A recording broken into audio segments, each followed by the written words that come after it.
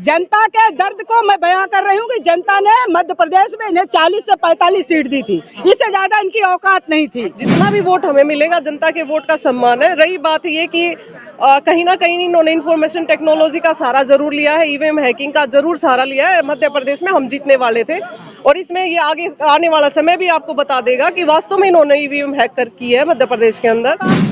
अब तो ये ईवीएम हटेगी तभी ये 2024 का चुनाव होगा, ये सच्चाई है। मैं आपको सुनो, अरे राम को लिया है क्या? राम कब आए हैं? इनका जन्म कब हुआ? राम को लाएंगे? उनकी औकात है राम को लाने के लिए? नहीं हटेंगे क्यों नहीं, एक दिन तो सभी का अंत होता है, ऐसा तो नहीं है।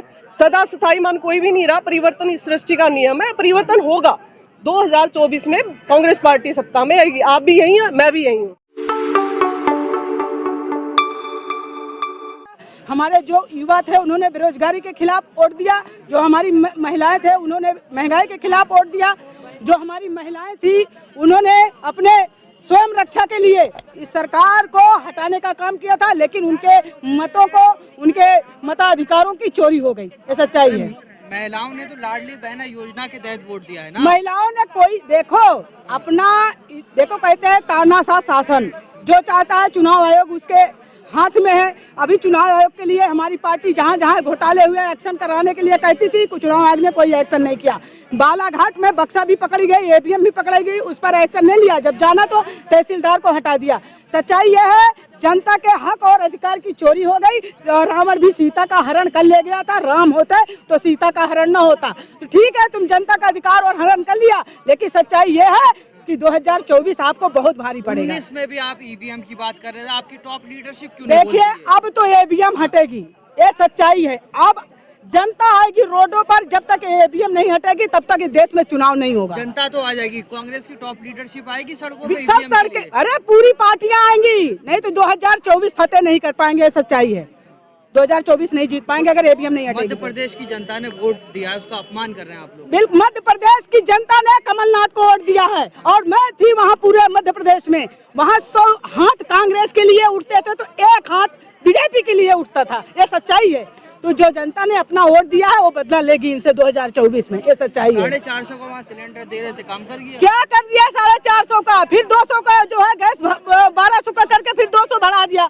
तो इन्होंने चुनाव में जुमले दिए और लेकिन जनता ने वोट फिर भी नहीं दिया। चाहे सर्वोच्च ले जाकर न्यौछावर कर देते, मध्य प्रदेश में वोट नहीं दिया। इन्होंने चोरी की, इन्होंने हैकिंग कराई। वहाँ पर शिवराज का 18 साल का शासन, भ्रष्टाचार का कोई बर्दाश्त नहीं कर रहा था। रहते हैकिंग हो रही थी। अरे हैकिंग ऐसी जगह से होता है, सामने से हो तो जाने ना, वोट हो कहीं और पड़ रहा है, हैकिंग हो के वोट कहीं और ट्रांसफर हो रहा है। इस ईवीएम को अगर कांग्रेस, सभी पार्टियों से मैं आह्वान कर रही हूँ, अगर ईवीएम नहीं हटी तो 2024 में आप विजय नहीं हो सकते। मैजिक चल रहा है, कोई मोदी मैजिक नहीं है, कोई नहीं है। चोरी तो चोर करके साफ बन जाए, उसने तो चोरी कर ली और वो साफ बता रहा है कि हमको इस पर वोट मिला है। सच्चाई ये है कि जनता ने वोट इनको नहीं दिया, उनके अधिकारों का हनन हो गया। तेलंगाना में आप जो है ईवीएम से जीते ना। अरे तो एक राज्य छोड़ करके तुम क्या सबूत देना चाह रहे हो कि ईवीएम से जीते? एक राज्य तुमने छोड़ दिया और राज्यों में तुमने सफलता हासिल कर ली थी, इससे सब मान लेंगे कि तुमने जो है सही किया है। जनता जो ठगी गई है ना इस चुनाव में 2023 में, 2024 में अपना बदला पूरा करेंगे। कर्नाटक और हिमाचल में भी तो, अरे हिमाचल में हमारे अधिकारी नहीं बिके, ठीक है ना, वो वहाँ के लोग ईमानदार हैं। और यहाँ पर सारे कैबिनेट मंत्रियों को उतार दिया गया, मोदी खुद चले गए, चुनाव आयोग कहीं एक्शन नहीं लिया, हर जगह ईडी सीबीआई, मतलब ये तानाशाह जीता है। यहाँ पर लोकतंत्र नहीं जीता है, लोकतंत्र की हत्या हुई है। राहुल गांधी को प्रचार करने से मना किया था क्या मोदी जी ने? क्या राहुल गांधी तो गए, राहुल गांधी गए, प्रियंका गए, हमारे वरिष्ठ लीडर गए, कार्यकर्ता गए, सबने किया।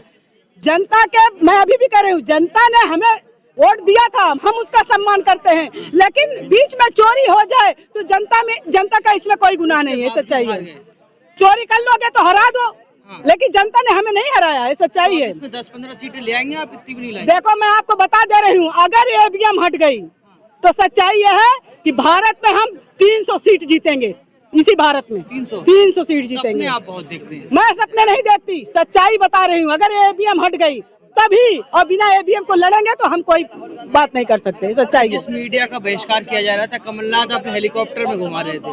देखिए गोदी मीडिया का तो हम आज भी बहिष्कार करते हैं, और अगर आप भी गोदी मीडिया हो तो फिर मेरा इंटरव्यू क्यों ले रहे हो? आप चले जाओ, जनता के दर्द को मैं बयां कर रही हूँ कि जनता ने मध्य प्रदेश में इन्हें 40 से 45 सीट दी थी, इससे ज्यादा इनकी औकात नहीं थी। ये क्यों नहीं कबूल लेते कि राहुल गांधी मोदी को पनौती बता रहे थे? पनौती है ही, पनौती तो है ही। कर दिया। कौन? राहुल गांधी पप्पू नहीं है, राहुल गांधी ने इन्हें पनौती बना दिया, ये सच्चाई है। लेकिन स्टेट तो आप हारे ना 3। देखिए, जनता ने हमें वोट दिया था, बीच में चोरी हो जाए तो मैं क्या करूँ? जनता क्या करे? जनता ने हमारा बहिष्कार नहीं किया, जनता ने मुझे अपनाया था। आप जैसे तानाशाह शासन, आप जैसे चुनाव आयोग हमारे मतों का हनन कर ले, तो इसमें हमारे जनता का क्या कसूर और हमारे नेता का क्या कसूर? जनता तो उनके साथ, उन्होंने कहा था मैं आपको सुनो, अरे राम को लिया है क्या? राम कब आए हैं? इनका जन्म कब हुआ? राम को लाएंगे? उनकी औकात है राम को लाने के लिए?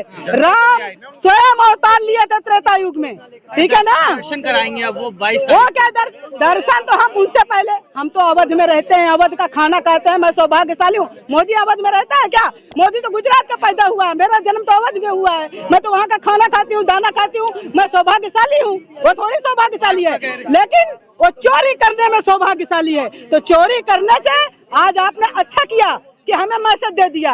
आने वाला समय जनता सोच समझ के और पार्टी भी सोच समझ के चुनाव लड़ेगी, ये सच्चाई है। भाजपा कह रही राहुल गांधी इटली चले जाएंगे अब चुनाव खत्म हो गया। देखिए, राहुल गांधी को भेजने में तो इन्हें 10 साल 9 साल बीत ही गए, अभी तक तो ना कांग्रेस मुक्त कर पाए, न राहुल गांधी को कहीं भेज पाए। राहुल गांधी इनसे वही सवाल पूछेगा, सवाल इनके चेहरे के सामने खड़ा होकर पूछेगा, तू पनौती है, ये सच्चाई है। अरे पार्टी में फूट थी, राजस्थान में अशोक गहलोत कहीं फूट नहीं थी। हाँ। हमारी जनता बढ़िया से लड़ रही थी चुनाव, ठीक है। आपने हमारे मतों का, अब तो ये ईवीएम हटेगी तभी ये 2024 का चुनाव होगा, ये सच्चाई है।